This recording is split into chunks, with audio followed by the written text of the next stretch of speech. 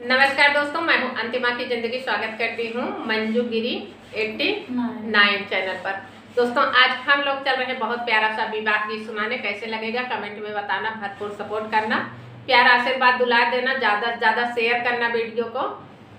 और बहुत दूर से आई भैया ओकर लाद रखत जाया गावा कहीं खूब भी जावे जाइए 1 महीने में दौड़ के फिर आवे मोनू करवावे इस करत जाया। और अब है हमरे वीडियो में ब्लॉग चैनल पे विवान अंतिमा ब्लॉग पे धमाल मचे भैया केक को कटे ये लाए हैं हमरे स्वागत में मंजू। खूब देखत जाए और खूब सपोर्ट करत जाए इनके चैनल के, ताकि इनकर आप सफल हो जाए। इलाहाबाद के आगे से आई ही सोराव से। कहाँ लगाया बाबा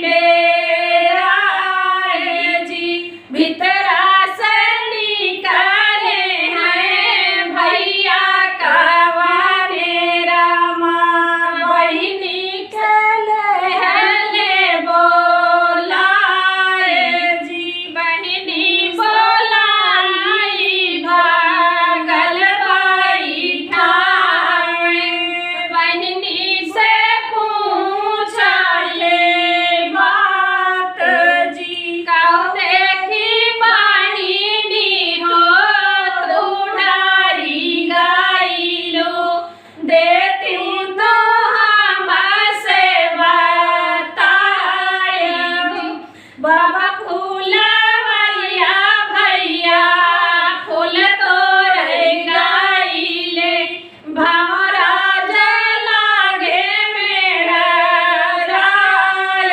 जी, उहे देखी भैया हो हम डारी गाइले, हथवा से छूटी गई डेरा जी, भीतरा से लावा बहिनी फरसा काटारिया, बेली के कहाड़ी बाहर जी, नहीं रही है मोरी बहिनी बेली के पेड़वा, नहीं औरा ले है बासेर जी, नहीं रही है मोरी बहिनी बेली के पेड़वा, नहीं औरा ले है बासेर जी, मत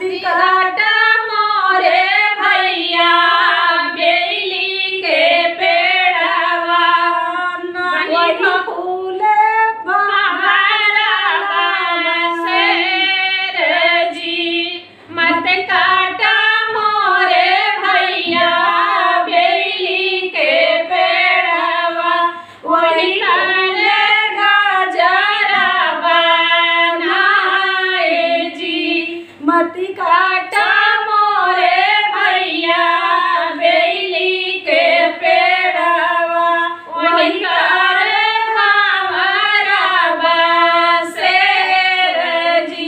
धन्यवाद दोस्तों, गीत कैसे लगा कमेंट में बताना, भरपूर सपोर्ट करना, प्यार आशीर्वाद दुला देना, ज्यादा से ज्यादा शेयर करना, खूब ऊपर तक ले चला भाई,